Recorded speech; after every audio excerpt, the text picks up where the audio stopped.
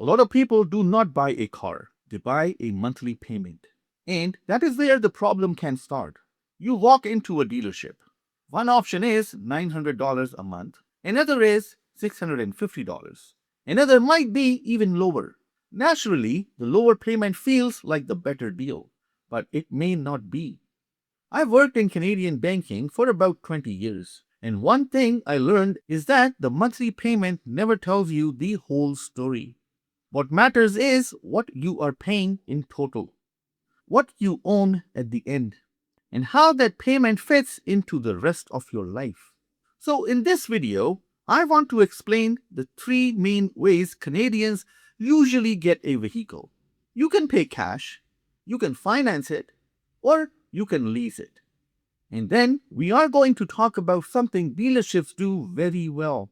They make complicated numbers feel simple by bringing everything back to one question. What monthly payment are you comfortable with? That is an important question. But it should not be the only question. Okay, let's start with cash. This one is straightforward. You buy the vehicle outright.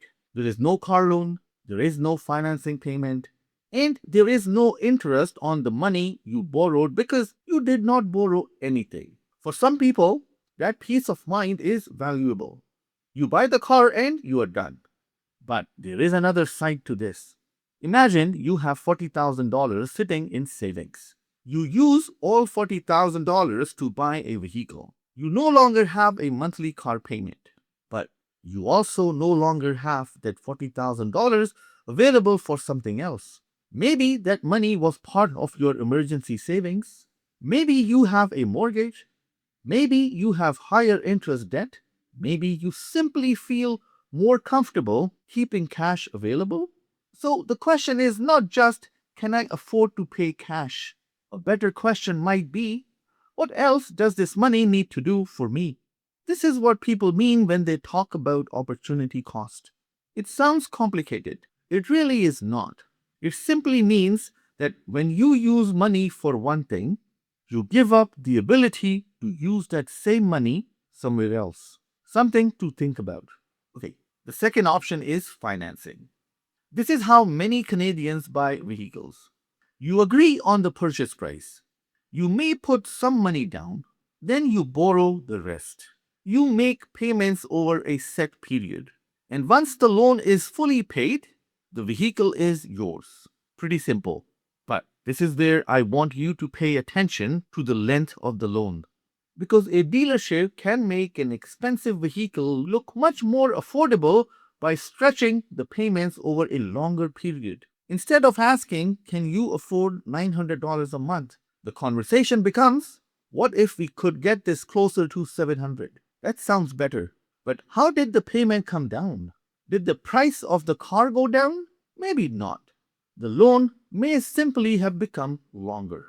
And when you borrow for longer, you will pay interest for longer as well. So when you finance a vehicle, do not just look at the monthly payment. Look at the purchase price. Look at the interest rate. Look at the loan term. And most importantly, look at the total amount you will pay. There is another issue to understand. Cars generally lose value over time, but your loan balance does not always fall as quickly as the vehicle's value. That is called depreciation. That can create a situation where you owe more on the car than the car is worth. People sometimes call this being upside down on the loan. Okay, let's keep it simple. Maybe you owe $30,000, but the vehicle is only worth $24,000. If you want to trade it in, that $6,000 difference has to go somewhere. And sometimes people roll that difference into the next car loan. And now you are financing the next vehicle plus part of the old vehicle. That cycle can become expensive very quickly. Okay, the third option is leasing. Okay, leasing is different. You're not financing the entire vehicle in the same way. You are essentially paying to use the vehicle for a set period. There is one reason the monthly payment can sometimes look lower, and that lower payment can be attractive. You may be able to drive a newer vehicle. You may stay within the warranty period for much of the lease, and every few years, You can return the vehicle and move into something newer. For some people, that works very well. But again, look beyond the payment. With the lease, there are limits on how many kilometers you can drive. There are charges for access, wear, and tear. And at the end, you do not automatically own the vehicle.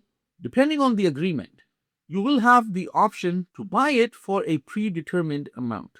The number is often called the residual value. Okay, in plain English, it is what the leasing companies expects the vehicle to be worth at the end of your term. So if you are considering a lease, ask yourself something very simple. Am I comfortable making car payments indefinitely? Because if you lease another new vehicle every few years, there may never really be a point where the car payment disappears. That does not make leasing bad. It just means you need to understand what you are choosing. Now, let's talk about what happens inside the dealership. I worked around banking for about 20 years, and this is one of the most important things I want people to understand. Financial institutions and dealerships are very good at turning a large purchase into a manageable monthly number, and consumers naturally respond to that number. If I tell you a vehicle costs $55,000, you may immediately think, oh, that is expensive. But if I tell you it is $349 every 2 weeks, it hits different. Same vehicle, different presentation. So, whenever somebody gives you a payment, bring the conversation back to the total picture. What is the actual price? What is my interest rate? How long am I paying? How much am I putting down? How much will I have paid altogether? And what will I own at the end? Those questions make it much harder to get distracted by a comfortable looking payment. There are also psychological side to this. Some people love having a new car every few years. There is nothing wrong with that. Other people would rather pay off a vehicle, keep it for many years, and enjoy having no car payment. There is nothing wrong with that either. The problem starts when we confuse what we want with what we can comfortably carry. A new vehicle can feel affordable today, but life changes. Mortgage payments change.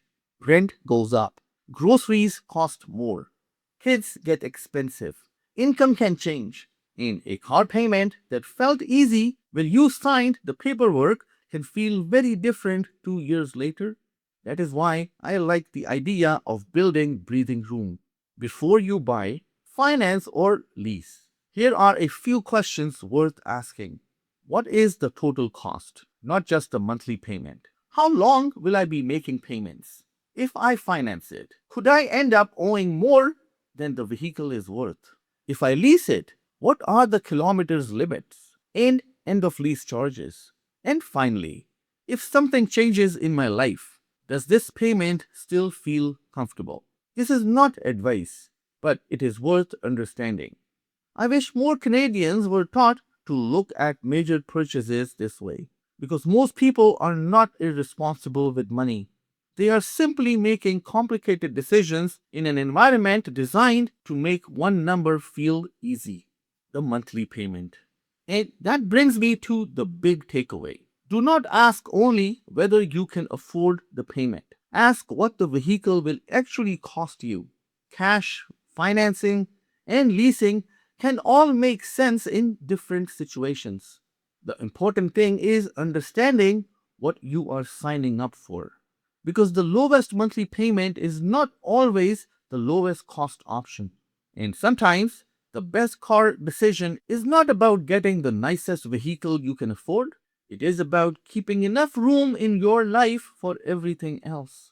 So, what about you? Do you prefer owning your vehicle outright, financing it, or leasing it? And tell me why in the comments below.